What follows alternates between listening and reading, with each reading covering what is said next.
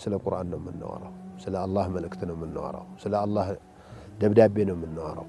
ረሱል አለይሂ ሰላቱ ወሰላም የአላህ መልእክተኛ ናቸው ብለን ስንመሰክር ቃል የገባነውን ጉዳይ ነው የምናወራው። ነብዩ አለይሂ ሰላቱ ወሰላም የአላህ መልእክተኛ ናቸው ብሎ መመስከር የመጀመሪያ የእስልምና መግቢያው ቃል አንዱ ነው። አሽሀዱ አን ላ ኢላሃ ኢለላህ አሽሀዱ አነ ሙሐመድ ረሱሉላህ። እንግዲህ መልእክተኛ ናቸው ብለን ስንመሰክር መልእክት አለ ማለት ነው። ይዘውት የመጡት መልእክት ቁርአን፣ ከቁርአን የተለየ ምንም ነገር የላቸው። ለቁርአን ማብራሪያ የመጣው ሐዲሳቸው ያስተማሩት ካልሆነ በስተቀር ሌላ የለም። ስለዚህ የሚወራው ወሬ አሁን የምንማማረው የምንመካከረው ስለ ቁርአን ነው።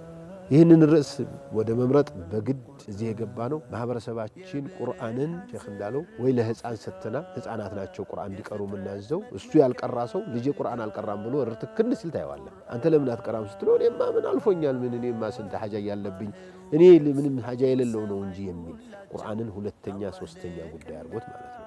ቁርአን በግልጽ ረሱል አለይሂ ሰላቱ ወሰላም መማሩ መቅራቱ መተግበሩ መስራቱ ትልቅ ኃላፊነት እንደሆነ ሁሉ መተው ደግሞ ወንጀል ነው። መን አዕረض عن ذكري فإن له معيشة ضنكا ونحشره يوم القيامة أعمى ذكر ما لتهم في معاني القرآن قرآن إنا نحن نزلنا الذكر وإنا له لحافظون ቁርአን ነው።